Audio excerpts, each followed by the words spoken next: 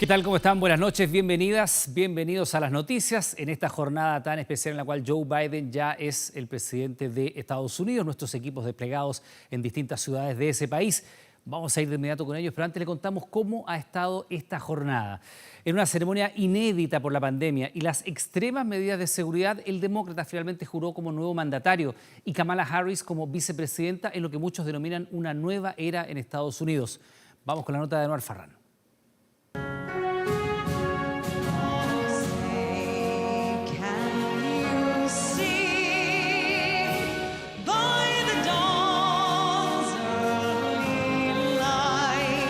Es la melodía que no solo tuvo eco en los Estados Unidos, sino que en gran parte del planeta. A los 78 años de edad y después de haberlo intentado varias veces, juró como presidente de los Estados Unidos el demócrata Joseph Robinette Biden Jr., más conocido como Joe Biden. To the best of my ability. Preserve, protect, and defend. Preserve, protect, and defend. The Constitution of the United States. The Constitution of the United States. So help you God. So help me God. Congratulations, Mr. President. El otrora senador por Delaware se convertía así en el presidente número 46 de un país que lucía con la capital sitiada, con 25.000 efectivos de seguridad y la tensión aún en el ambiente generada por aquellos que el pasado 6 de enero intentaron boicotear este momento.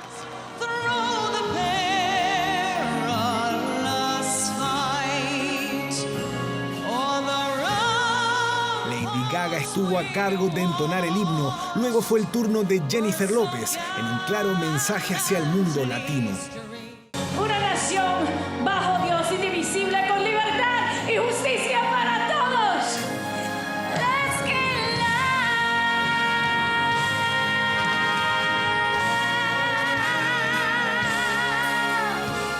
Luego vino el discurso oficial del nuevo presidente, el primer mandatario de religión católica desde John Kennedy. Sus primeras palabras fueron para decir que la democracia finalmente prevaleció.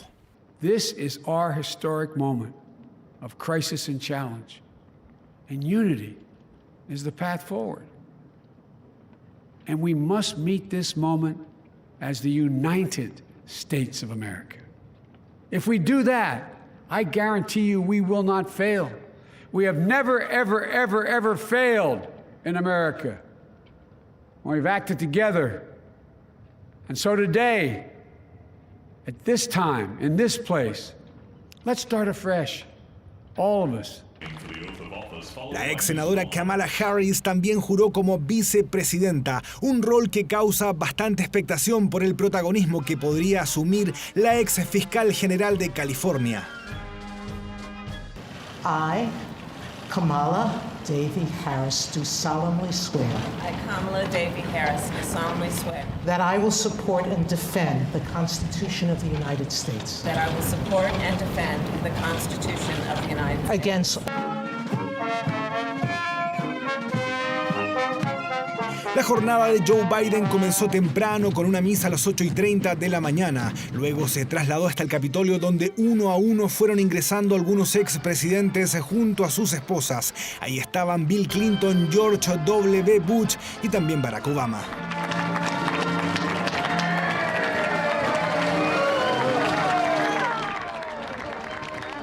Inmediatamente comenzaron a llegar los saludos de otros mandatarios. Todo esto mientras el nuevo presidente se trasladaba primero hasta la tumba del soldado desconocido en el cementerio de Arlington y después hasta la Casa Blanca, donde permanecerá al menos durante los próximos 4 años.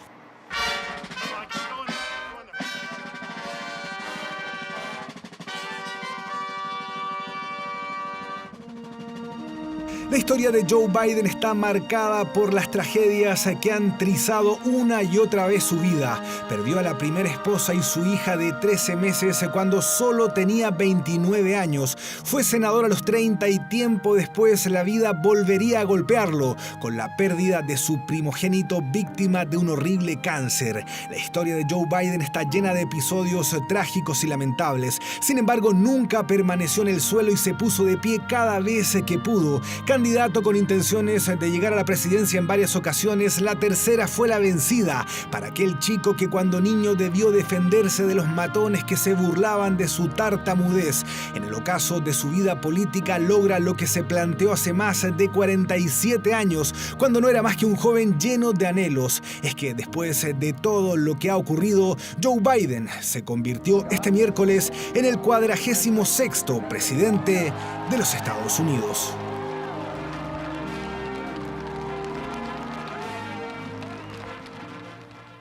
Bueno, un cambio de mando, día de inauguración que fue inédito en varios sentidos.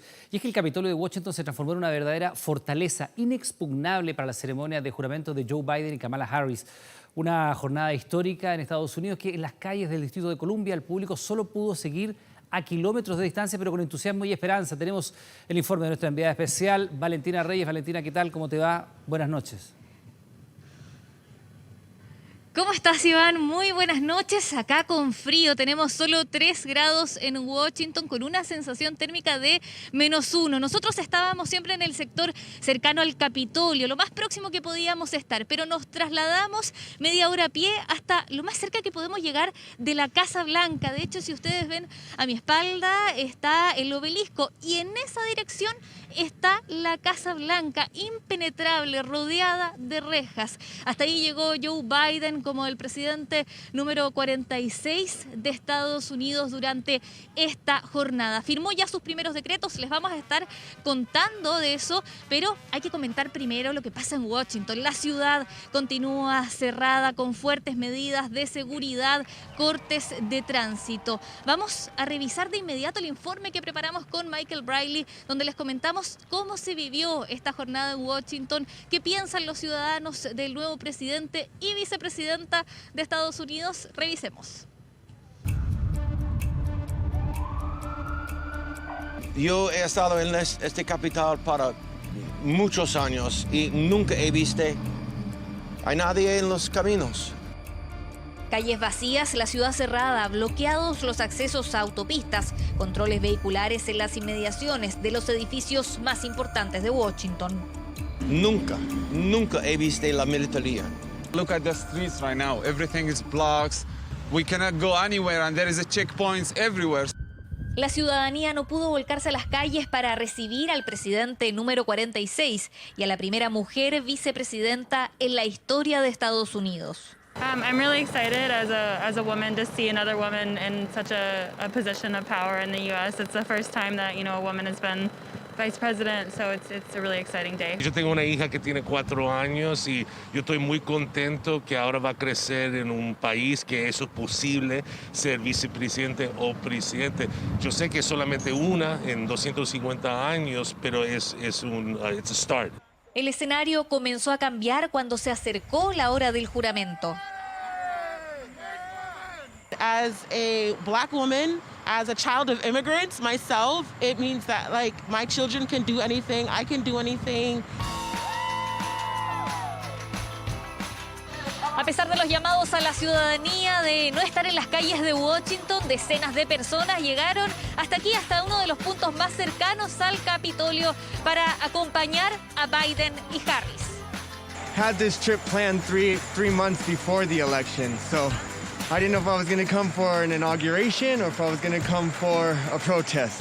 Ciudadanos estadounidenses, hijos de migrantes, quisieron ser parte de este momento. Dijeron que no veníamos, pero la cosa es que es un sueño venir aquí. Es bueno estar aquí en esta historia y celebrar con el nuevo presidente. Se espera que la próxima semana las personas, el tráfico y el ajetreo propios de una capital vuelvan a ser parte de la rutina de Washington, ya bajo la era de Biden y Harris. Estamos a un paso de la casa, eso te lo digo. Mujeres podemos. Y pienso que muy pronto va a haber alguien en la Casa Blanca que sea mujer.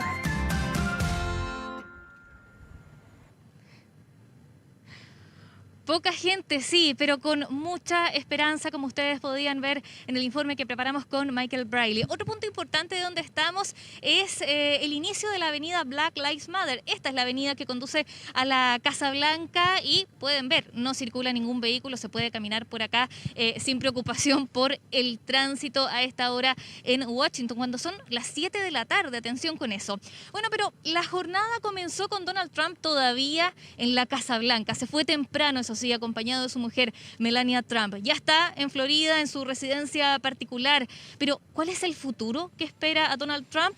¿Qué va a pasar con el ahora expresidente de Estados Unidos? Lo revisamos en la nota de Belén Arellano. The President and First Lady of the United States, Donald J. Trump and Melania Trump. Así fueron los minutos finales de Donald Trump como presidente de Estados Unidos. Junto a su esposa Melania, abandonó la Casa Blanca a bordo de un helicóptero rumbo a la base Andrews de la Fuerza Aérea en Maryland, donde recibió un último homenaje como mandatario.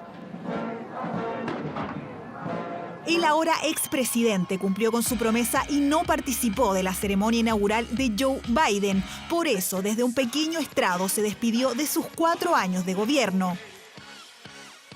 We have worked hard. We've left it all, as the athletes would say, we've left it all in the field.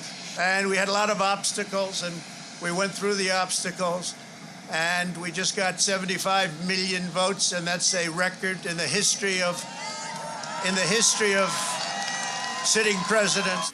Como fue la tónica durante sus últimos 2 meses de gestión, Trump no perdió la oportunidad de recordar sus acusaciones de fraude electoral, pese a que no logró mostrar evidencia de aquello.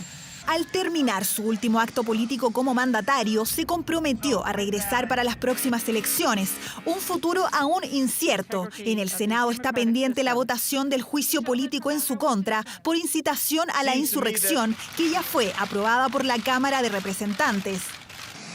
A goodbye. We love you. We will be back in some form. So, have a good life. We will see you soon. Thank you. Thank you very much. Donald Trump dejó por última vez la Casa Blanca para instalarse en su club privado de Mar-a-Lago en Florida, una mansión con 58 dormitorios y 126 salones en más de 7 hectáreas. Este recinto ha hospedado ceremonias tan dispares como el recibimiento del presidente chino Xi Jinping en 2017 y la luna de miel de Michael Jackson con Lisa Marie Presley. La ex primera dama Melania Trump también aprovechó para despedirse y agradecer por el apoyo durante la era Trump. Being your first lady was my greatest honor. Thank you for your love and your support. You will be in my thoughts and prayers. Antes de dejar la presidencia a última hora, Trump firmó 73 indultos, entre ellos al ultraderechista Stephen Bannon, imputado por defraudar a donantes por la construcción del muro fronterizo con México, y al rapero Lil Wayne, acusado de porte ilegal de armas. Además, conmutó las penas de otras 70 personas y por razones humanitarias aplazó por 18 meses la deportación programada de venezolanos en el país. Una polémica gestión que acompañó a Donald Trump hasta su último minuto en la Casa Blanca.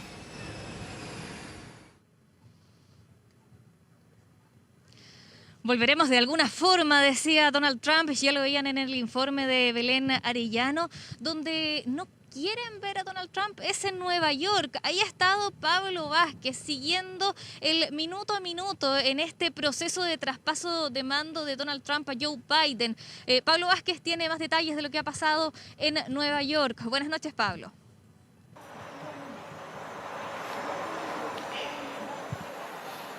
¿Qué tal? Muy buenas noches, los saludamos desde Times Square, lugar que se mantuvo totalmente en calma. La ciudad también se ha comportado bien hasta esta hora. Según lo que se hablaba, según redes sociales, las manifestaciones convocadas para la ciudad nunca se desarrollaron. Y solamente hasta esta hora, donde aquí mismo en Times Square se están congregando algunos trabajadores del sindicato de trabajadores que están pidiendo mayor prisa al actual presidente Biden en apurar sistema de salud gratuita, educación gratuita y una solución más rápida al coronavirus.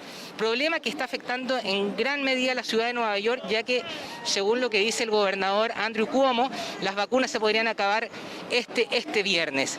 El resto de la ciudad, en los lugares críticos declarados como la Trump Tower, estuvo todo el tiempo custodiado por el servicio secreto y la policía de Nueva York, donde no sucedió nada. Y nosotros nos vinimos hasta Times Square, donde se congregó gran cantidad de medios expectante ante una protesta que nunca existió. Fue ahí donde pudimos conversar con algunas personas y les preguntamos sobre qué opinan del nuevo gobierno de Joe Biden. Y necesitamos personas sencillos y inteligentes, y Trump no era así. Él falló muy malo con el coronavirus, y me alegro mucho que tenemos Biden y Harris. When Trump was president, I support him. Now Biden is president, I support him. I support my president, no matter what. I don't have to like him, but I got to support him. It's about making our country strong. We got to be together. It can only get better. I feel like it's about as bad as it could get, truthfully. So I'm excited about Trump being gone. I don't want to see him anymore. I don't want to see him in the news. I feel like he's been hogging up the news. It's been like a bad TV show for 4 years, you know. La gente está esperanzada en que el nuevo gobierno va a andar de la mejor manera y le desea el mayor de los éxitos. Nosotros nos despedimos de Times Square, lugar donde gran parte de las tiendas aún se encuentran tapiadas a la espera de la vuelta a la normalidad, que debería ser en los próximos días, al igual que algunas de las calles que se encuentran cerradas en la Quinta Avenida. Nosotros nos despedimos. Muy buenas noches. Buenas noches, Pablo, y comentar que acá también en Washington continúa gran parte de los locales comerciales o restaurantes tapiados, absolutamente cerrados, además de este corte de calles que ya les hemos estado relatando. Bueno, vamos a Joe Biden. Él ya vive sus primeras horas, sus primeros momentos como presidente de Estados Unidos, y vamos a revisar algunas imágenes porque firmó ya 17 órdenes ejecutivas y tienen que ver con varios temas. Son medidas sanitarias, son medidas también que tienen que ver con el cambio climático. Vamos a revisar. Firmó el mandato de mascarillas obligatorias en edificios y propiedad federal, el regreso de Estados Unidos al Acuerdo de París, paralizó además la construcción del muro fronterizo, detiene la salida de Estados Unidos de la Organización Mundial de la Salud y además suspende el veto migratorio a países de mayoría musulmana, órdenes que había dado el ahora expresidente Donald Trump. Pero vamos a revisar en detalle qué se espera de Joe Biden, el presidente número 46 de Estados Unidos.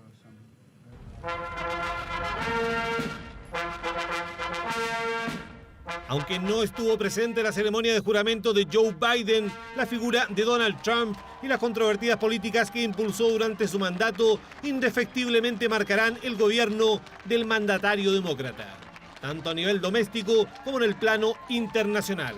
Con la firma de 15 decretos ejecutivos, Biden comenzó de inmediato a revertir decisiones en materia migratoria, como el fin de la construcción del polémico muro fronterizo con México y regularizar a miles de indocumentados que viven en Estados Unidos.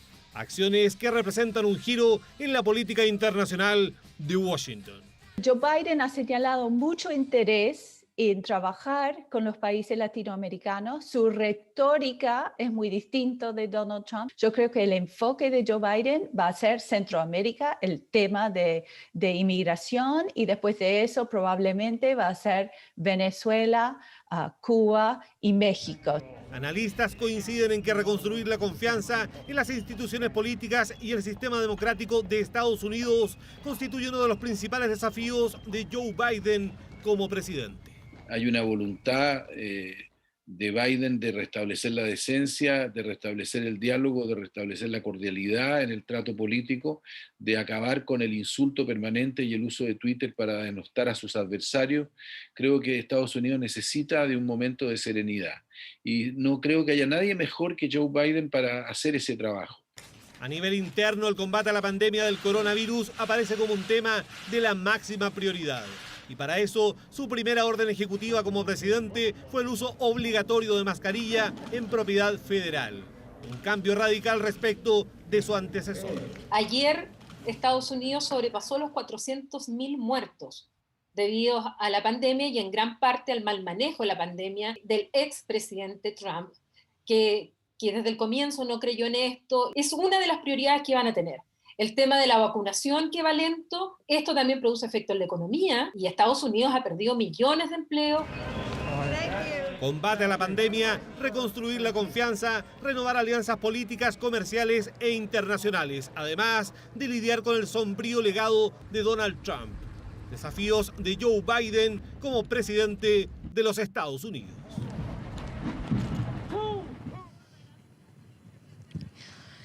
Bien, no hubo incidentes en Washington. Joe Biden ya es el presidente de los Estados Unidos, ha tomado sus primeras acciones y Kamala Harris también ha marcado la historia en esta jornada como la primera mujer en la vicepresidencia. Ella también llegó hasta sus oficinas en el edificio ejecutivo Eisenhower, que queda ubicado al lado de la Casa Blanca. Iván. Claro, y recordaba a su madre cuando ella asume como vicepresidente, un momento bien emotivo durante esta jornada. Valentina, muchas gracias. Estamos en contacto en nuestros próximos informativos. Buenas noches. Bien, pues China, Turquía, Indonesia, Brasil, países que ya habían aprobado el uso de la vacuna del laboratorio Sinovac. Hoy se sumó Chile, por la que la llegada de 10 millones de dosis debería concretarse dentro de este semestre. La inyección, sin embargo, tendrá un límite de edad. Será desde los 18 a los 59 años, dado que los estudios de efectividad en personas de 60 años o más todavía no concluyen. Hace un mes, el ISP recibió los resultados de los estudios de esta vacuna por parte del laboratorio chino Sinovac. Debían ser analizados por especialistas en Chile. Solo así se aprobaría su uso de emergencia. Tras 4 semanas, hoy se dio luz verde.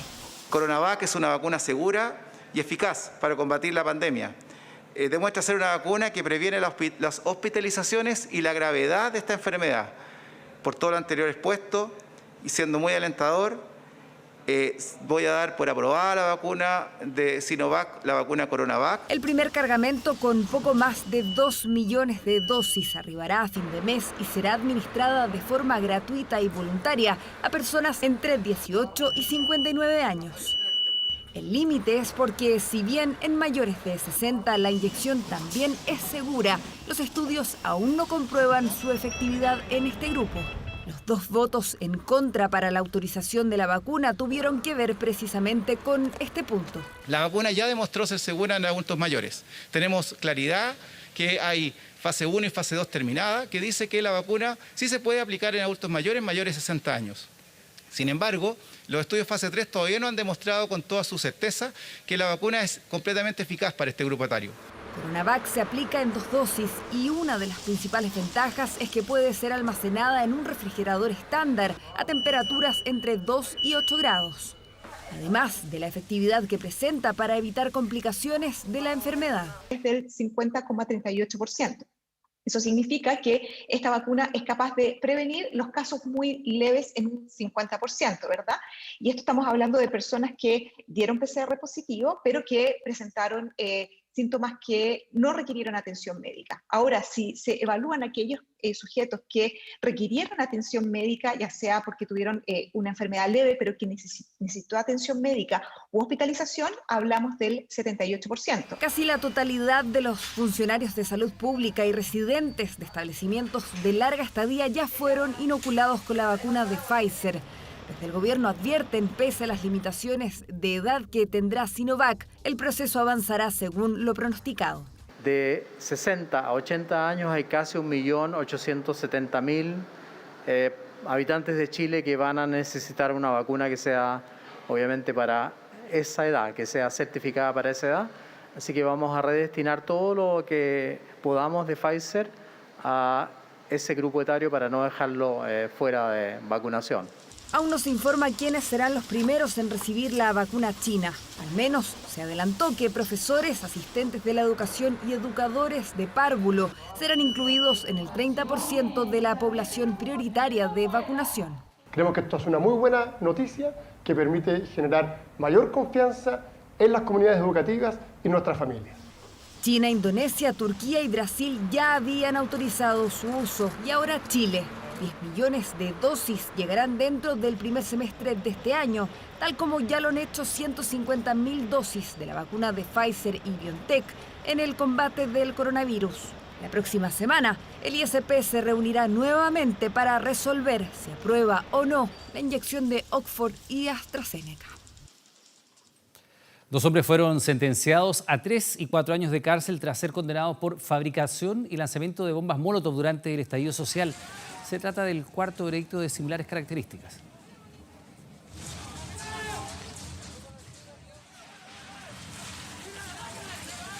Danilo Valderrama y Alexis Durán no se conocían, pero fabricaron juntos una bomba Molotov que luego uno de ellos lanzaría a Carabineros. Así al menos lo acreditó un tribunal que los declaró culpables de aquel delito ocurrido el 15 de noviembre de 2019 en Vicuña Maquena con Arturo Burle en Providencia. A raíz de esto y los graves incidentes que generan, sumado a la peligrosidad que tiene la manipulación de elementos incendiarios tanto para los testigos como para estos mismos, fueron detenidos. A poco menos de un mes del estallido social, las manifestaciones continuaban. En ese contexto, los condenados fueron grabados en flagrancia, confeccionando y arrojando la bomba incendiaria.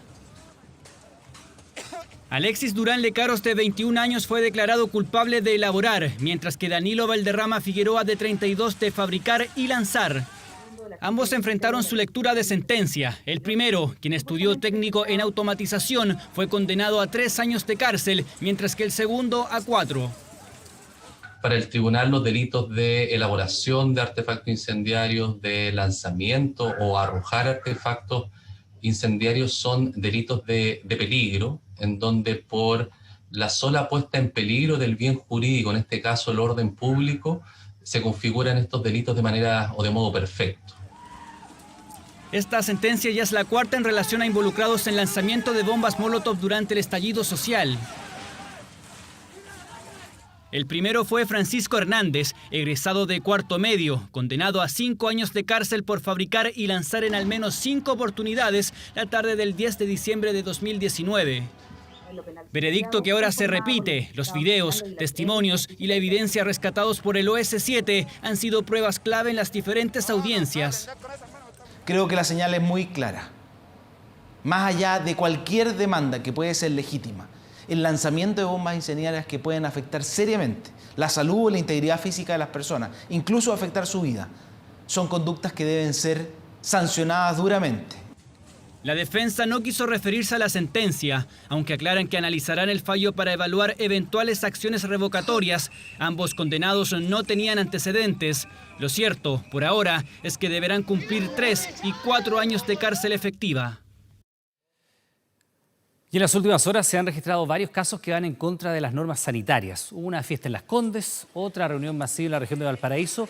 Y atención con lo siguiente, una empresa vendía test PCR falso.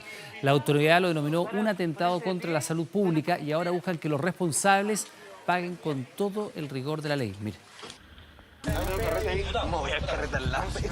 No faltaba más. Fiesta en Las Condes, reunión masiva en Villa Alemana y ahora test PCR negativos falsos. Era solo cosa de contactarse por WhatsApp. Este resultado se emite sin toma de muestra estimado. Se envía el resultado directamente y ya. Pero antes vamos a partir con esta historia, porque los porfiados continúan con sus andanzas en pandemia. Aquí, solo un caso más, son oriente de la capital. 3 de la madrugada y tristemente para ellos, la motivación se derrumbó con la sorpresiva llegada de Carabineros. Carrete clandestino finalizado. Van a ponerse de pie y van a subir al carro policial o a la comisaría, por favor. Parecían incrédulos cuando subían directo al carro policial. La fiesta de estos amigos fue en Vaticano, esquina Málaga, Las Condes. Nueva fiesta en Las Condes. Hay jóvenes, especialmente, promedio de edad 34 años en este caso, que siguen sin entender. 12 detenidos, más el organizador. Gracias a los vecinos que lo denunciaron. Villa Alemana es conocida por sus casas quinta de extensos jardines con piscinas. El clima nunca falla. Y bien, ellos disfrutaron de todo eso, pero lamentablemente vulnerando los códigos sanitarios.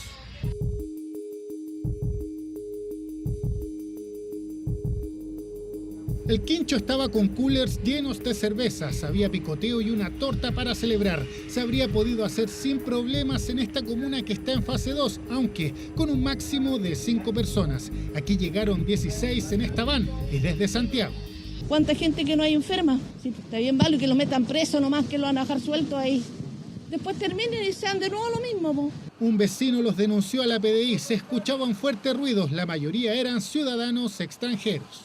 Algunos de ellos no tenían residencia, con lo cual cometen un delito según la ley de extranjería y por no tener residencia es resuelto decretar la expulsión del territorio nacional de ellos. Y este caso refleja lo que temían las autoridades, la venta de test PCR negativos falsos. Todo un riesgo para la población. Los ofrecían a 60.000 pesos en esta empresa de servicios de enfermería, ubicada en Juan de Austria, Las Condes. Se enviaba un mensaje y listo. Le envío el resultado en 1 hora. Me refiero, ¿a qué hora puede venir el tomador de muestra? Este resultado se emite sin toma de muestra estimado. No entiendo, ¿cómo se hace? Se envía el resultado directamente y ya, para que pueda viajar. ¿Procedemos? Una vecina hizo la consulta con su teléfono. Extrañada, envió el pantallazo a la Seremi de Salud. Un delito grave. Se demoraban solo 1 hora sin siquiera una muestra. Por este motivo nos vamos a querellar con la Fiscalía contra esta clínica. Se va a hacer la investigación que corresponde, sumario sanitario y prohibición de funcionamiento. Eso es un hecho gravísimo. Yo creo que eso es engañar a la gente. Y no sé en realidad cuál es la finalidad, o sea, ganar plata obviamente, pero producir más diseminación del virus. Las personas que solicitaron los PCR falsos también tendrán que vérselas con la justicia. Las autoridades denominaron esto como un atentado contra la salud pública. Respecto a los carretes de Las Condes y de Villa Alemana, todos los participantes quedaron citados al tribunal y a la espera que se fije una eventual multa. Los controladores franceses de la concesionaria del aeropuerto de Santiago iniciaron un proceso en el CIADI, Centro de Arbitraje Internacional, esto en contra del Estado de Chile. Nuevo Pudahuel, el concesionario, acusa falta de diálogo y escasa respuesta de parte del gobierno para mitigar los impactos financieros provocados por la pandemia. El MOB asegura que no puede arreglar los problemas a una empresa porque a ellos se les ocurra.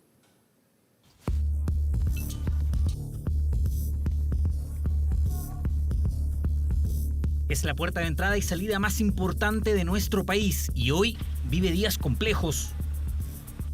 Nuevo Pudahuel, el concesionario del Aeropuerto Internacional de Santiago, perdió $37 millones el 2020 a causa de la pandemia.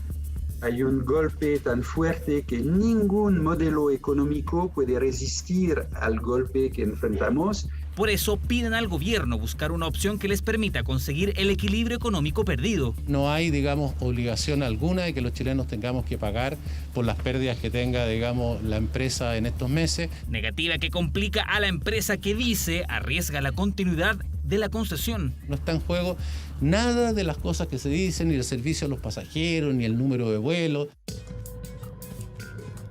El 2015, Nuevo Pudahuel comenzó a operar en Chile y en esos 5 años han recibido casi $400 millones en ingresos. Sin embargo, la crisis provocada por el coronavirus llevó a la concesión a proyectar que el 2022 podrían caer en insolvencia. Si se rompe ese equilibrio, ese retorno no se produce. La concesión no puede seguir operando adecuadamente porque no hay el balance económico. A situaciones excepcionales, soluciones excepcionales. Y una de ellas sería extender el plazo de la concesión más allá de los 20 años. El gobierno se opone y dice que se deben respetar los contratos. Los funcionarios públicos solo pueden hacer aquello que la ley permite. No pueden, en forma adiosa poder arreglarle los problemas a las empresas porque simplemente a ellos se les ocurre.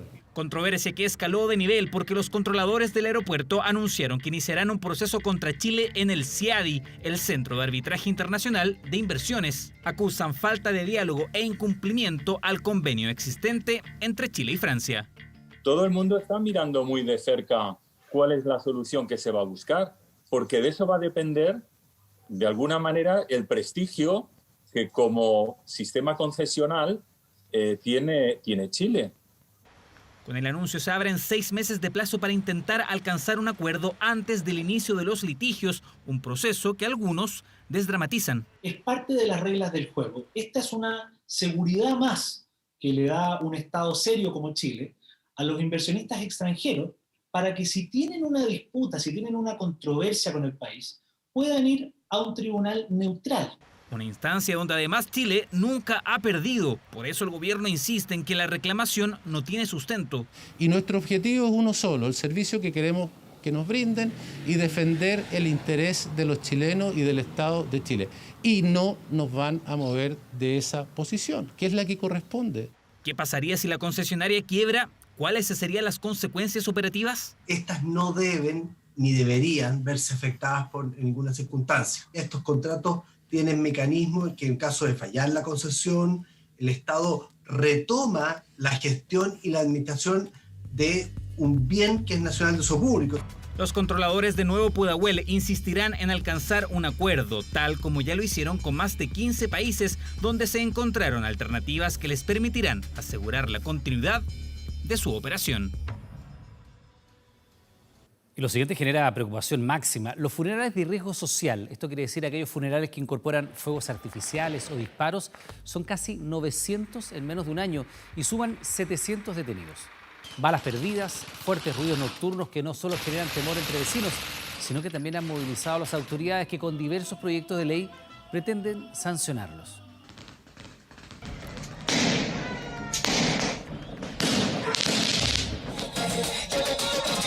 Un dolor de cabeza, un problema latente, narcofunerales, despedidas, homenajes a lo grande.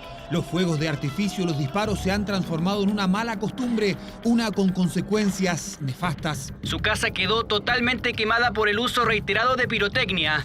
Su definición es funerales de riesgo social y según cifras de Carabineros, se han realizado 823 desde mayo del 2019 a la fecha, casi 800 detenidos y un promedio de 39 funerales mensuales.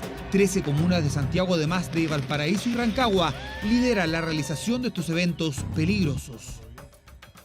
Porque sabemos que en los distintos barrios se siente mucho temor cuando se escuchan fuegos artificiales y muchas veces ni siquiera es posible distinguir si estos son fuegos artificiales o estos ruidos parecen también ser armas de fuego. Armamento está asociado, ustedes comprenderán que no solamente en este caso, también hay microtráfico, hay otros delitos conexos que se asocian a este tipo de elementos. Entre las muchas preocupaciones de las autoridades están los disparos injustificados, las balas locas, pero principalmente el uso de fuegos artificiales.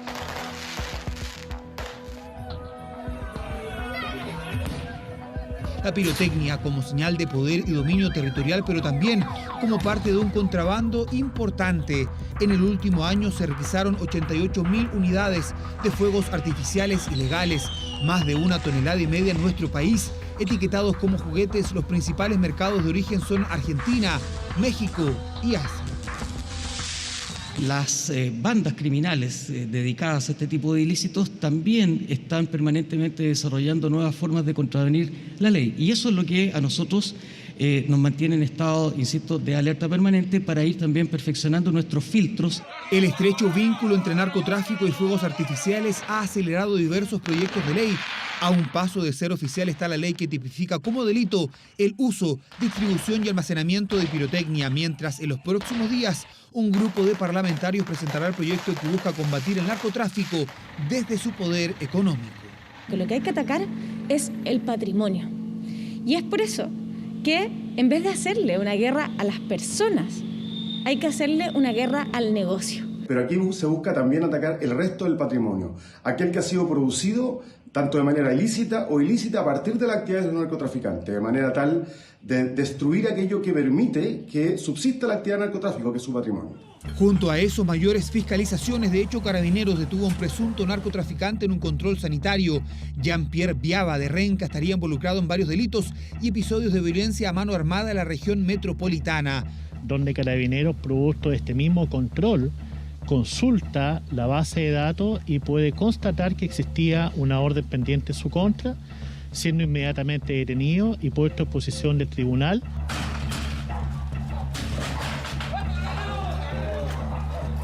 La policía realizó 2 allanamientos en domicilios vinculados donde se incautaron 9 kilos de pasta base, 1 de marihuana, además de armas y municiones.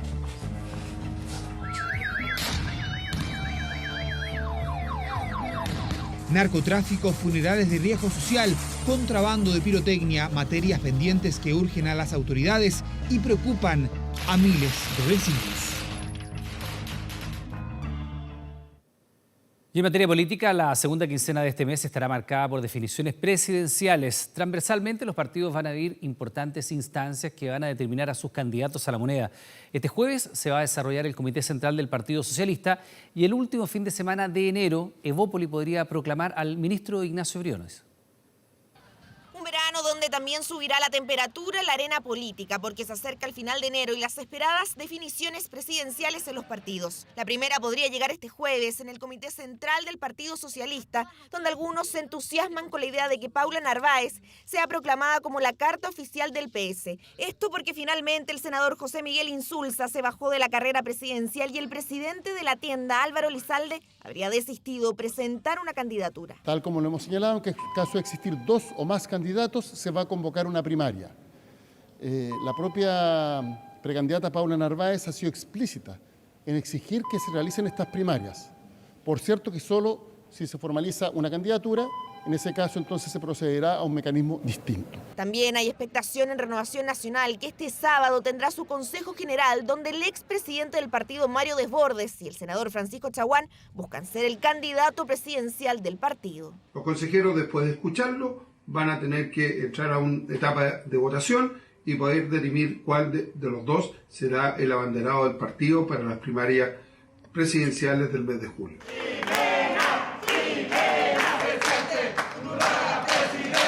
Definiciones habrá sí o sí este domingo la Democracia Cristiana, que tendrá su primaria donde militantes y ciudadanos independientes pueden ir a votar para elegir entre la senadora Jimena Rincón y el exministro de Obras Públicas Alberto Undurraga. En la Democracia Cristiana no hay designaciones a dedo, hay una elección en consulta a la ciudadanía. Todos los independientes y el mundo demócrata cristiano puede participar. Ganando el próximo domingo se inicia una nueva etapa, que es la construcción de un proyecto de mayoría en la oposición, en la unidad constituyente. Una semana después, el 30 de enero, será el momento de las definiciones en Evópoli, partido donde luego de la bajada de Felipe Kast irrumpió con fuerza el nombre de Ignacio Briones, el ministro de Hacienda, quien podría zanjar estos días su salida del gabinete.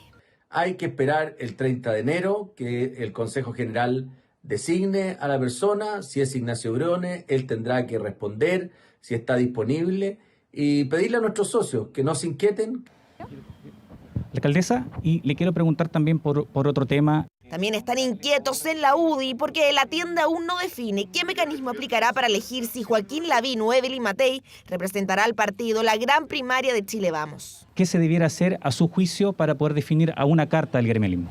Es un problema del partido, no es un problema mío. ¿Y qué es lo que usted esperaría que ocurriera? No, me da lo mismo, pero le aseguro que van a tomar buenas decisiones. Eso tiene que decidirlo la UDI, no es una cosa que creo que deba decirlo yo. Pero en todo caso, creo que siempre hay que elegir al candidato más competitivo, al que tenga más posibilidades realmente en una segunda vuelta. ¿Se considera usted el más competitivo de la UDI? No sé.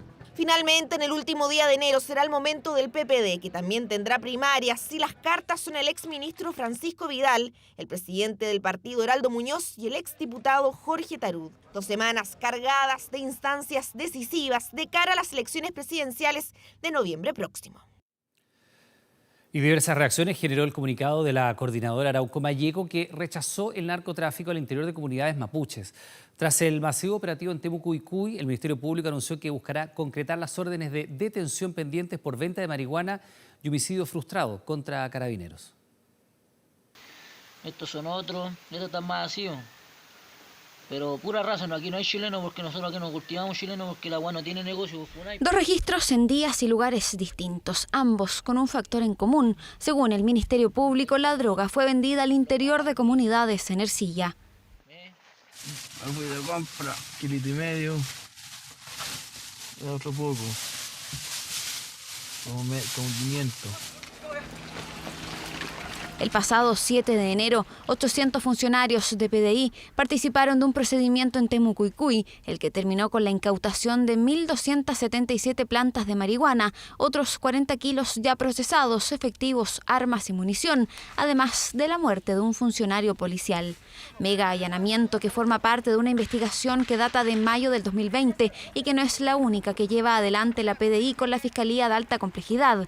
El Ministerio Público incluso hoy pide 31 años años de presidio para 3 comuneros que estarían involucrados en tráfico de drogas, robo y homicidio ocurrido en noviembre de 2019. Se efectuó una entrada y registro a un domicilio ubicado en el sector El Pozón de la comunidad Temucuicui. En esa oportunidad se logró la incautación de 282 plantas de marihuana y de una escopeta calibre 16, coincidente con el arma homicida. A raíz de estos hechos, a través de un comunicado, la coordinadora Arauco Mayeco hizo un llamado urgente a condenar toda presencia del narcotráfico en las comunidades. Aseguró que ven con preocupación la presencia o influencia de agentes externos a las comunidades, tratando de introducir drogas y malas prácticas con el fin de transformarlos en consumidores o bandas dedicadas al tráfico. Coincidimos y valoramos en este punto la declaración de la CAM, puesto que vemos con preocupación que la presencia del narcotráfico y del crimen organizado se pueda enquistar en algunas comunidades indígenas, ocultándose tras las legítimas demandas del movimiento mapuche.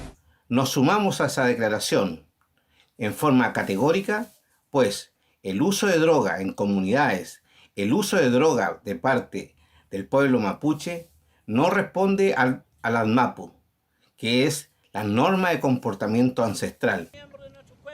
Una visión que no comparten en la comunidad Temucuicui, donde esta semana desarrollaron un encuentro para analizar el polémico allanamiento de hace algunos días. Desde la Fiscalía anuncian que buscarán concretar las órdenes de detención que quedaron pendientes. Existe una Fiscalía que no tiene ninguna prueba suficiente para encarcelar. Hoy día no se justifica ni siquiera la acción del día 7 aquí en el territorio mapuche. Hoy día solamente lo que ellos vinieron a hacer es recordarnos de que de esa forma siempre se han comportado. El día del allanamiento masivo fue prácticamente una invasión institucional, una violencia institucional que comenzó desde la pacificación de la Araucanía hasta el día de hoy. Las demandas que puede tener el pueblo mapuche y que son legítimas, no hay que confundirlas ni con la violencia y menos aún con el narcotráfico. El narcotráfico es un delito, uno de los delitos más graves. Foco investigativo que tomó fuerza desde el 2018, que hoy genera rechazo transversal y que es condenado fuerte y claro también por la CAM. Aquí hay un quilombo aquí. Estos son otros. 500 testeos diarios se espera realizar el Ministerio de Salud en las playas más concurridas de nuestro país. Con este nuevo plan para enfrentar la masiva llegada de turistas a balnearios, se descarta de plano la petición de los alcaldes que exigen un PCR negativo a los visitantes. Imágenes difíciles de creer en medio de una pandemia. Son las playas del litoral norte de la región de Valparaíso que este verano, pese a las indicaciones sanitarias, se han convertido en el destino favorito de los turistas. La mayoría capitalinos que sin distanciamiento han copado las arenas de Algarrobo, El Quisco y Cartagena. Los fines de semana es más complicado, ¿por qué? Porque ya hay demasiada gente. Trato de no juntarme con gente nomás, nada más.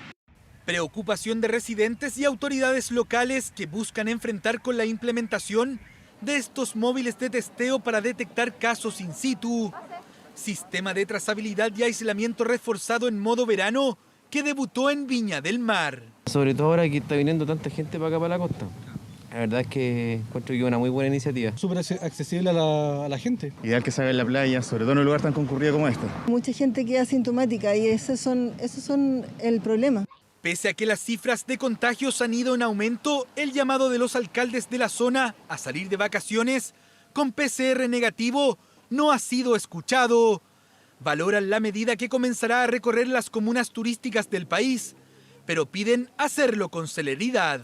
Esperemos la llegada pronta de estos camiones porque ya va una semana de ese anuncio y resulta que todavía no llega, no se materializa. Aumentar la cantidad de toma de PCR sin duda que nos servirá para detectar más personas contagiadas. Aumento de 500 exámenes PCR en las playas que buscan encontrar casos activos. Para el Ministerio de Salud, los PCR negativos como requisito para ir de vacaciones podrían ser perjudiciales. Cuando se pide una PCR para entrar a una comuna, eso produce una falsa confianza, porque las personas vienen con su PCR negativo y posteriormente sienten que con ese PCR negativo no tienen riesgo de contagio.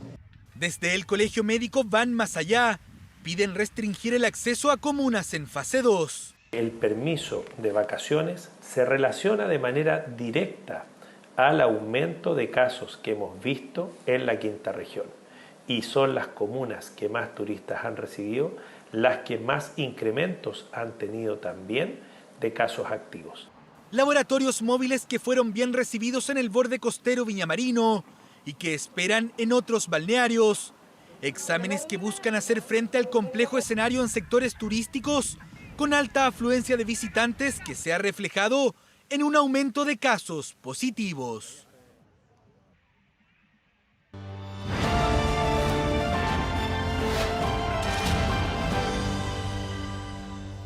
El viernes pasado nada más estábamos hablando acá en directo a propósito de lo que ocurría en Quilpué, otra vez la región de Valparaíso, nuevamente incendios forestales y con la conjunción de elementos, ¿no? Las temperaturas altas, los vientos fuertes, por supuesto, además de eso, los basurales. Marcelo Lagos con nosotros. Marcelo, ¿cómo te va? Y la suspicacia que despierta, la sospecha de si habría alguna intencionalidad económica detrás de esto. ¿Cómo te va? Buenas noches. Muy buenas noches, Iván. Bueno, claramente los recientes incendios en Quilpué, la región de Valparaíso, han puesto nuevamente en la testera el cómo convivir ciertamente con estos procesos que en general son originados por acción humana, sea directa o indirecta, y que recurrentemente y cada vez más aumenta año a año el área quemada, pero también evidentemente el riesgo y la posibilidad de desastres. Bueno, y vemos en apoyo de imágenes lo que decía yo, Marcelo, que lamentablemente, bueno, quienes conocemos la topografía de Valparaíso sabemos que las quebradas suelen ser utilizadas como vertederos. Y lamentablemente hay una explosión de viviendas, tanto regulares como irregulares, muy cerca de plantaciones además. Es que acá el tema de fondo es de que el foco está concentrado principalmente en la emergencia, en el incendio. Apagar el incendio. Evidentemente, pero acá el problema es otro, el problema es la prevención. Si hacemos una analogía con los terremotos, nosotros construimos para evitar que las estructuras colapsen. Aquí en la práctica hay un vacío que ciertamente debe ser cubierto porque generalmente este tipo de procesos ocurren un poco más allá del límite urbano, en la interfaz urbano-rural o interfaz urbano-forestal que vamos a explicar en la siguiente nota. Bueno, vemos precisamente a propósito de lo que tú señalas, una discusión que está pendiente, qué hacer para evitar que cada año, cada verano los incendios forestales pongan en riesgo no solamente a las personas, sino que también todo el ecosistema. Lo vemos en el siguiente informe y seguimos con Marcelo Lagos.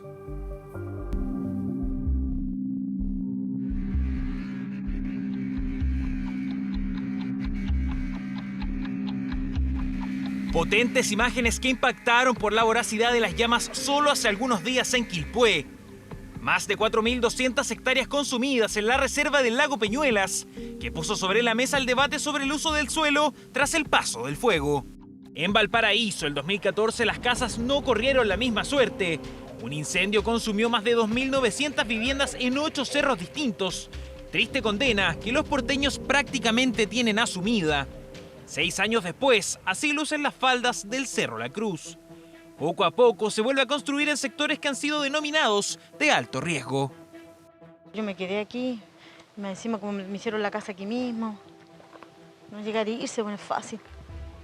Estamos propensos otra vez que otro incendio. Estamos más que claros en eso. Carmen Pérez vive en este cerro hace 51 años, prácticamente toda su vida. Dice que por ningún motivo se moverá del lugar que la vio nacer, a pesar de que ve temerosa como el bosque se vuelve a acercar a su casa. Todos los árboles crecieron ya. Así que no sé, pues estoy pensando qué vamos a hacer, porque mi hijo también me dice, mamá, parece que vamos a tener que irnos de aquí. Pues está poblado también, pues. Esa es la nueva preocupación de estos vecinos. Ven cómo día a día se instalan en las quebradas viviendas irregulares de material ligero, además de la proliferación de basurales clandestinos, combustible perfecto para avivar las llamas. Hay gente que no le sale los subsidios, por ejemplo, mi hermano no le sale. Entonces tiene que obligar a meterse aquí. La gente va a botar colchones, living, cosas así. Estamos así como al borde así de un incendio igual, porque ya viene el verano, de por sí se causan harto incendio aquí en Valparaíso. Los expertos aseguran que los cortafuegos no son suficientes en la región para prevenir las tragedias forestales.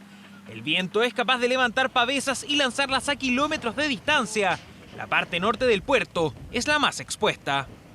La periferia es por donde el fuego llega a Valparaíso. ¿Por qué? Porque el fuego técnicamente acá es forestal, ¿ya? Es un incendio forestal. Pero por las condiciones geográficas, la exposición, el viento permanente, siempre terminan, ¿cierto?, llegando a la ciudad y donde llegan a la parte más modesta de la periferia. Preocupante escenario que las autoridades están monitoreando permanentemente. No quieren que se vuelva a repetir esta imagen. El llamado es a prevenir, es a controlar con anticipación este entorno riesgoso para que juntos podamos detener los incendios cuando sea necesario.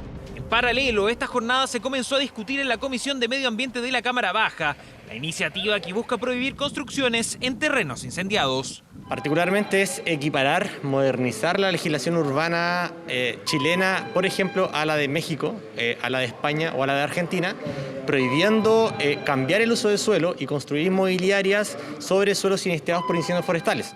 Asentamientos irregulares en la parte alta del puerto, basurales clandestinos que ahora son el foco de vecinos y autoridades para evitar una tragedia de proporciones.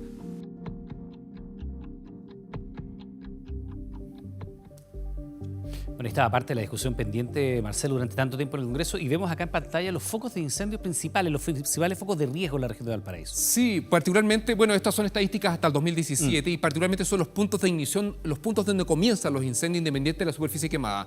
Y de alguna forma lo que se puede ver en la imagen, el uso del suelo, ¿cierto? Los verdes más oscuros son forestales, los verdes más claros son bosque nativo, pero particularmente gran parte de la localización de estos puntos de ignición, este origen de incendio, está en los límites urbanos, en las zonas donde hay asentamiento humano. Eso implica cercanía a caminos, en el perímetro de las ciudades. Eso se conoce como la interfaz urbano-rural, interfaz urbano-forestal, que es el lugar que concentra casi el 60% del origen de los incendios en nuestro país y por lo tanto es una zona que debe ser mirada con atención, que hoy día está en gran parte desregulada. Por ejemplo, si hacemos un esquema mirándolo en perspectiva, estamos desde el centro-centro de una ciudad, lo urbano, altamente denso. Si nos vamos a la región de Valparaíso, el plano, podría Claro, el downtown, el centro-centro. A medida que me voy alejando del centro, ciertamente comienza a aparecer el uso residencial, a la vivienda más pequeña, luego llego al periurbano o suburbano, ciertamente, pero llega un punto en donde sencillamente se acaba lo urbano,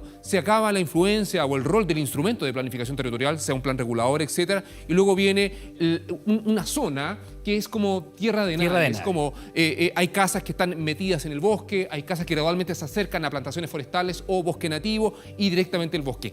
Esta es una zona, esta es una interfaz que está condicionada por múltiples factores definirla, no es que sea solamente una distancia horizontal de que son 100 metros, 200 metros que hay que regular, pero en rigor está desregulada. Y de alguna forma la acción que hoy día están haciendo algunos parlamentarios busca poner sobre la mesa, visibilizar la necesidad de rayar la cancha, porque es en este lugar donde ocurren incendios, aparecen tomas irregulares, pasa el tiempo, se olvida, se urbaniza. Entonces hay distintos actores, no solamente las inmobiliarias, sino que en la práctica es una cultura de sencillamente focalizarse en la emergencia más que en el riesgo. También las forestales, ¿no? Y la distancia que tienen con esta Sí, ciertamente. O sea, estudios recientes han comprobado de que es más probable estar expuesto a un incendio si está cerca de una plantación forestal que de un bosque nativo. Pero independiente de ello, es multifactorial. Lo medular es de que los incendios vienen para quedarse y necesitamos normativa que permita definir cómo convivir y evitar, porque acá estamos preocupados por una parte de los humanos, ciertamente, de la acción humana, las comunidades humanas, pero también de los ecosistemas,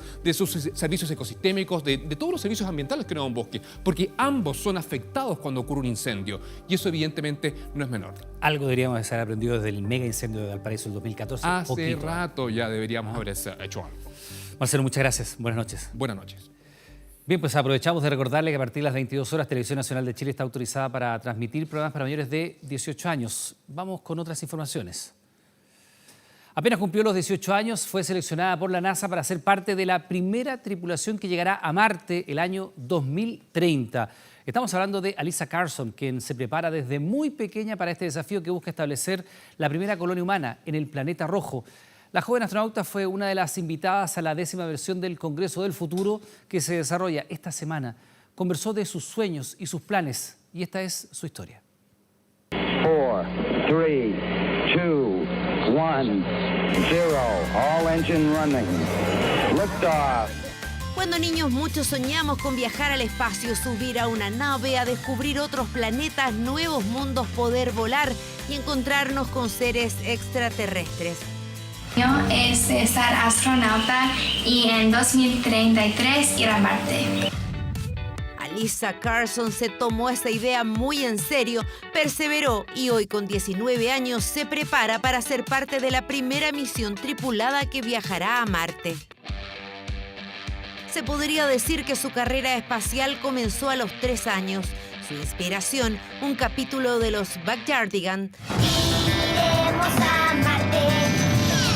Iremos a Marte.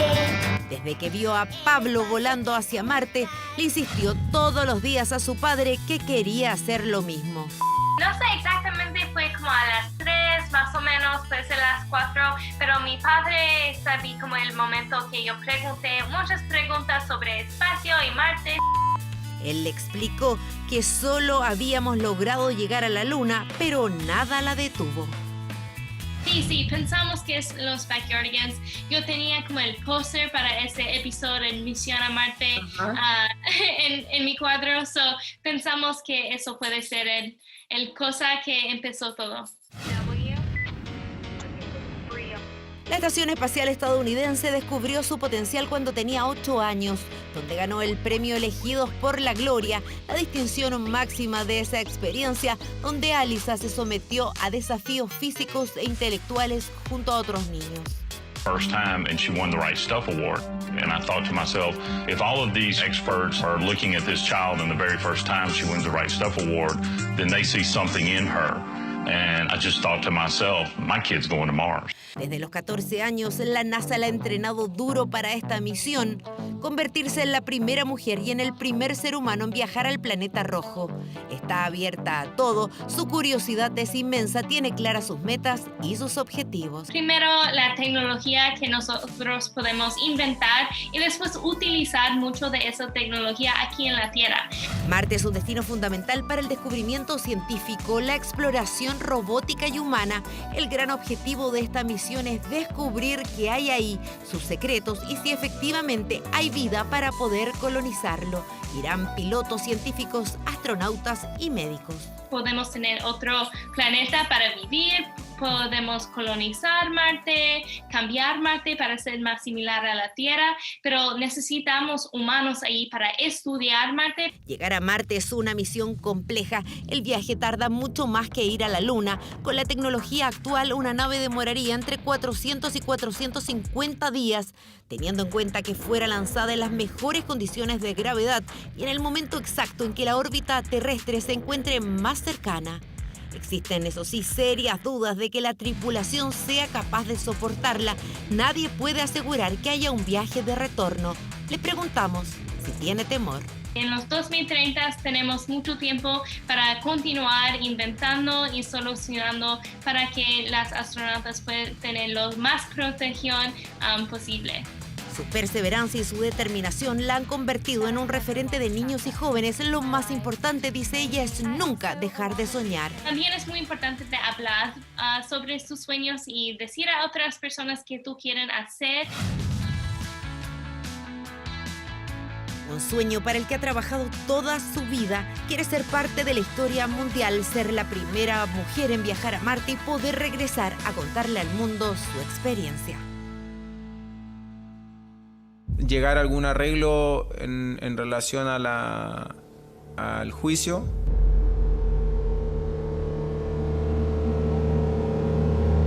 Jorge Valdivia, Aníbal Mosa, dentro de la cancha, juntos, fuera de ella, separados en distintas trincheras, enfrentados ayer en el juicio por esta acción judicial interpuesta por Jorge Valdivia en contra de Colo-Colo, lo que reclama una deuda de más de 350 millones de pesos. Bueno, ¿en qué va a quedar esto? No se sabe. El tema es que Colo-Colo en estos momentos está muy preocupado. Bueno, no solamente Colo-Colo, sino que varios equipos que están en el último lugar. Porque a esta hora está jugando Curicó Unido con Coquimbo Unido, que es el colista del campeonato. Detalles, lo ves a continuación. Jorge de a poco se va reintegrando a medida de lo que él ve, de lo que él estima conveniente. Jorge Valdivia sigue en recuperaciones tras su lesión ante Everton. El físico nuevamente cancela las funciones del mago y le impiden cumplir su anhelo. Y espero, como lo dije cuando volví en el 2017, hacer las cosas bien. A 2 meses de su retorno ha jugado solo en 3 partidos, disputando 89 minutos de 270 posibles. Eso en lo deportivo, porque el volante también reapareció en el juzgado, donde mantiene un litigio con su actual empleador. La demanda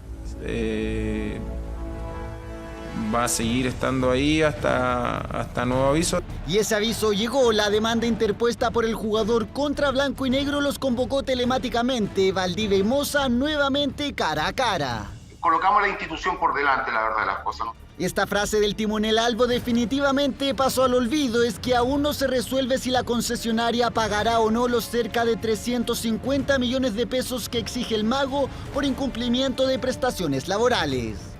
Es algo que estaba en los contratos que se firmaron en mi tercer, segundo o cuarto regreso a Colo-Colo. La reunión virtual entre las partes no logró acuerdo. Valdivia incluso habría rechazado la oferta de Blanco y Negro, que consistía en el pago de $200.000 en 24 cuotas. Y creo que lo más importante de mi llegada a Colo-Colo no es si voy a seguir o no con el juicio.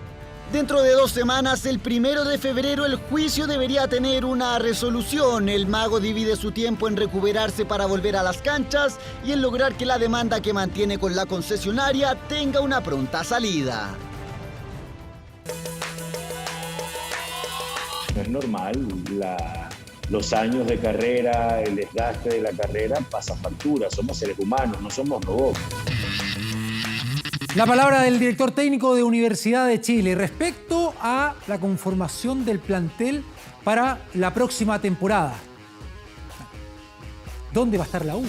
La U, que en el Campeonato Nacional se está alejando de la Libertadores, está en posición de Copa Sudamericana, pero en la tabla ponderada con la complicación del descenso. Bueno, de todas maneras, en Azul Azul están viendo la posibilidad de conformación del plantel con, bueno, ya lo sabemos, el retiro de Walter Montillo y al parecer la no renovación de jugadores más experimentados, como el caso de Jambo Seyur y Osvaldo González.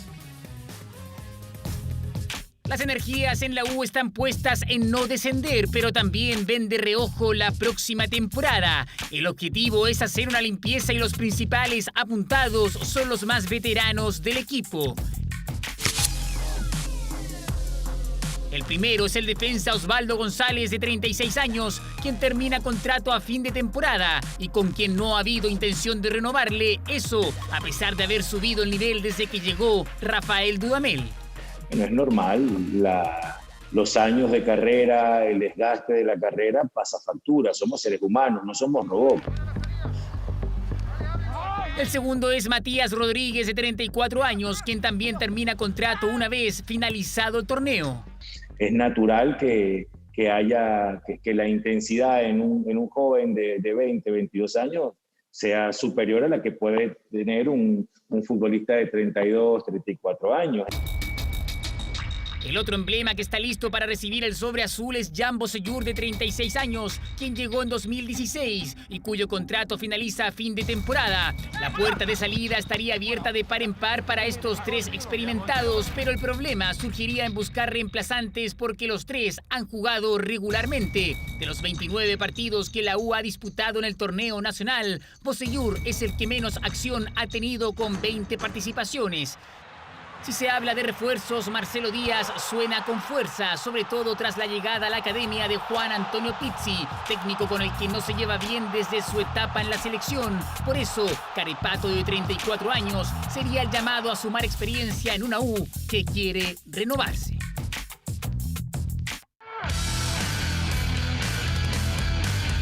Él lo dirigió cuando estuvo en River Plate, fue su jugador con él. Ahora ambos como entre. Celebración de Andrea Pirlo ahí con su primer título con esta Supercopa. Siguiendo el ámbito internacional, ¿se acuerdan de Fernando, el Niño Torres? Delantero de la selección española, Atlético de Madrid, muy joven, cara de niño, ¿sí? Jugó hasta el 2018, de ahí se retiró de la actividad profesional.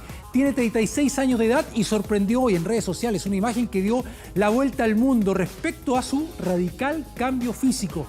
Observa. Fernando el Niño Torres, ex goleador del Atlético de Madrid, también del Liverpool, le dio la segunda Eurocopa de su historia a España. ¡Torres!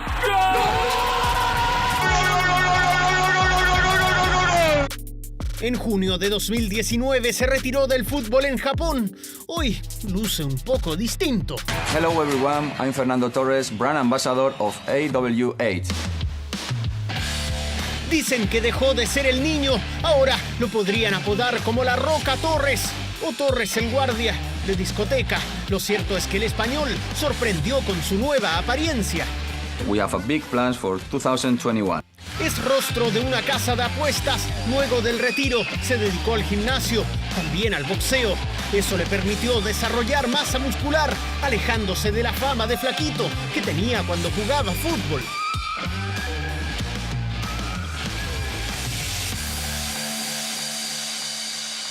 Estos 3 años y medio han sido magníficos. He tenido la oportunidad de volver al Atleti que siempre soñé. El instante que cambió su vida cuando se fue de los colchoneros. Ahora es ayudante técnico del filial del club. Es Fernando Torres, ex niño, ahora musculín.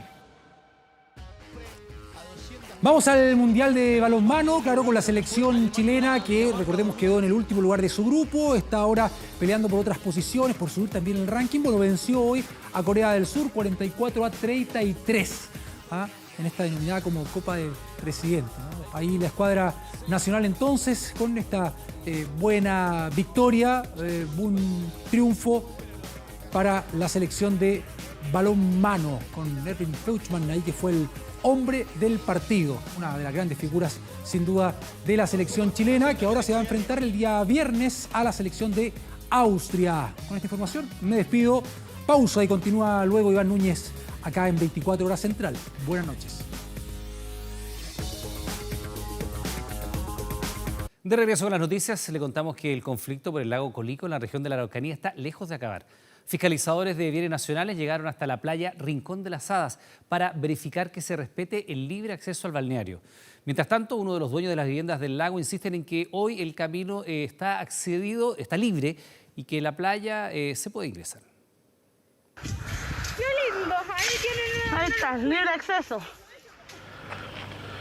A 1 hora y media de Temuco está la playa Rincón de las Hadas, un paraíso que por años no más de 7 familias disfrutaron prácticamente en solitario, liberando un solo acceso peatonal de más de 800 metros, el que recorrimos junto a los vecinos. Este es el camino que es el camino digno que según ellos dicen tener para nosotros. Dígame usted, ¿cuál es el camino digno que hay acá? ¿Acá dentro de una silla de ruedas? ¿Dentro de un discapacitado? Dicen que tienen documentos ancestrales que acreditarían que ese no es el camino público a la playa. ¡Qué sacrificio, señor! El acceso no cumple con las necesidades que requiere cualquier turista, una persona discapacitada, un adulto mayor. Insisten en que el camino que ellos nos cedieron, que sí es terreno privado, es indigno. Ustedes se dieron cuenta, subimos para allá, subieron un adulto mayor, el adulto mayor no fue capaz de terminar ese camino porque es algo humillante. Y nosotros lo que estamos pidiendo es eso, que se abra el camino público que corresponde, no un alternativo como ellos quieren hacerlo. Acceso que es vehicular y en el que se llega prácticamente caminando menos de 500 metros. El tema es que pasarían por terreno privado, propiedad de la familia Ortúzar, que vive a metros del lago desde hace más de 40 años. Desde el 20 de diciembre del año 2019 vivimos inmersos en un clima de violencia extrema, con el ingreso permanente de extraños a nuestra propiedad. Respecto al acceso a uso público de la playa ubicada en la ribera poniente del lago Colico, este sí existe y desde hace ya varios años, gracias a un trabajo como nosotros como familia desarrollamos en conjunto con vecinos y autoridades y cuya validez ha sido confirmada en todas las instancias judiciales y administrativas. Otros propietarios que también colindan con el camino han hecho construcciones que hoy aceptan no fueron apegadas a la ley. Esto obedece a un contexto de un Chile que las cosas aquí a nadie le interesaban en su momento. Uno ya las hacía nomás. Evidentemente hoy día esa cuestión hay que ponerla más al día pues, y está mal. Y nosotros, por supuesto, acá lo sacamos, como ustedes pueden ver. Esto se sacó. Sí, aquí están todos respetando la ley, tanto ellos como nosotros. Todos queremos que esta cuestión funcione. Este miércoles llegaron 2 fiscalizadores de bienes nacionales al sector para acreditar que todos cumplan la ley. Nosotros hemos instruido a la Seremi de Bienes Nacionales de la región de la Araucanía que vaya a terreno, que se fiscalice primero que este acceso esté abierto, peatonal esté abierto y esté funcionando, pero también que se fiscalice a lo largo de la playa para poder ver si se requieren nuevos accesos y poder fijar nuevos accesos, ya sea peatonales o vehiculares a la playa, para garantizar el derecho de las personas y las familias a llegar a las playas. Los habitantes del sector La Esperanza piden la apertura legal y definitiva del nuevo camino, mientras la familia Ortúzar no da su brazo a torcer, señalando que el acceso ya existe y que está abierto las 24 horas del día. Una polémica que podría cambiar si el intendente de la Araucanía define un nuevo acceso al lago. Y al menos 3 personas murieron a raíz de una explosión que remeció el centro de la ciudad de Madrid, en España. Una fuga de gas habría provocado esta tragedia. Una explosión en la calle Toledo. Madre mía, ahí tiene que haber un montón de gente, tío. Eran las 3 de la tarde en la capital española cuando una tranquila jornada fue abruptamente alterada por la explosión. Imágenes de un edificio destruido, polvo en el aire, ambulancias y escombros en el suelo se tomaron las pantallas. Han sido como 10 minutos de muchísima angustia, porque yo vivo en ese edificio de ahí, desde aquí se ve mi casa. He sentido y escuchado perfectamente la explosión, pero no sabía de dónde venía. La explosión, que luego provocó un incendio, destrozó las 4 últimas plantas de un edificio situado en la calle Toledo. Según indicaron fuentes policiales, el incidente se produjo cuando operarios de gas revisaban la instalación en la parte posterior del centro parroquial de la iglesia de la Virgen de la Paloma, ubicado junto al edificio afectado. Contiguo a este inmueble se ubica un colegio y un hogar para adultos mayores, que también sufrió las consecuencias de esta explosión. Con la hipótesis más probable de que lo que se haya producido es un escape de gas. Había un operario, además, que ha comprobado también, trabajando junto a la caldera. La explosión terminó con la vida de 3 personas, un electricista de 35 años que estaba en la parroquia y 2 transeúntes, uno de ellos una mujer de 85 años. El Departamento de Emergencias de Madrid señaló que además hubo 11 heridos, 1 de carácter grave. Mientras, equipos de rescatistas con el apoyo de perros rastreadores comenzaron la búsqueda de posibles personas atrapadas bajo los escombros. Y el presidente de Estados Unidos, Joe Biden, señaló que su antecesor, Donald Trump, le dejó una carta, comillas, muy generosa en el despacho oval, cumpliendo de esta forma, sí, con una tradición en los cambios de mando. El actual mandatario dijo a periodistas presentes en la Casa Blanca que Trump le dejó un mensaje sobre la mesa de la oficina oval, pese a no haber asistido a la ceremonia presidencial en Washington. Biden, en todo caso, no reveló el contenido del mensaje, ya que indicó que el exmandatario especificó que se trataba de una carta de carácter privado y que el tema expuesto debe ser conversado por ambos antes de hacerlo público. Durante sus primeras horas en la sede presidencial, Biden también aprovechó de firmar sus varios documentos. La detención de la construcción del muro en la frontera con México fue uno, y el regreso de Estados Unidos al Acuerdo Climático de París fue otro. Hacemos una pausa. Estamos de regreso de inmediato. Espérenos. Este miércoles se dio el vamos a una nueva convocatoria de Santiago en 100 palabras, una iniciativa que cumple 20 años y en los cuales se ha transformado en el concurso literario con mayor convocatoria. De hecho, supera las 50.000 postulaciones al año. Nos encantaba jugar en el patio de tierra. Perseguíamos a las gallinas. El laucha las hipnotizaba. Les daba unas vueltas y las ponía en el suelo. Con un palito de madera dibujaba su jaula. Todo era magia. Infancia que es retratada en este cuento, uno de los últimos ganadores de Santiago en 100 palabras, que en 20 años ha retratado la intimidad de los chilenos. Los cuentos de alguna manera levantan temas que incluso han ido quizás antes que la agenda pública. El cuento que escribí hace 20 años con el que concursé era sobre, en el fondo era sobre la desigualdad. Hoy, a diferencia que hace 20 años, tenemos una pulsión social importante. La iniciativa nació el año 2001 en una alianza cultural entre Metro de Santiago, Fundación Plagio y la empresa BHP, convirtiéndose 2 décadas más tarde en el concurso literario de mayor convocatoria de todo el país, 200 personas premiadas y cada año recibe 50.000 postulaciones. Se ha vuelto algo muy presente en las ciudades, se ha vuelto un concurso masivo la idea de escribir microcuentos. Yo creo que todos hemos ensayado o practicado escribir algo en 100 palabras. Sentada fuera del consultorio, esperando mi hora de atención. De la nada, se me acercó una pequeña niña que me preguntó por qué tenía un parche en el ojo. Le respondí que era una pirata en busca del tesoro. Así como hablé del trauma ocular en mi cuento, en el estallido social habían muchas historias más que contar. El legado que ha dejado Santiago en 100 palabras a la comunidad ha sido incentivar cultura a través de la literatura. 20 años que este miércoles comienza una nueva etapa, inaugurando una convocatoria que tendrá el desafío de describir un año complejo marcado por la pandemia. Este año debuta una nueva categoría, el premio al mejor relato del futuro, instancia que busca que los chilenos soñemos con el país del mañana. Ahora. Atención con lo siguiente, los números son preocupantes. El último informe de uso de camas críticas por COVID-19 en el Hospital Van Buren de Valparaíso da cuenta del 100% de uso. También fuentes de salud informaron que el Hospital de Antofagasta llegó al límite de capacidad de camas críticas por COVID-19. Todos los números lamentablemente van en alza.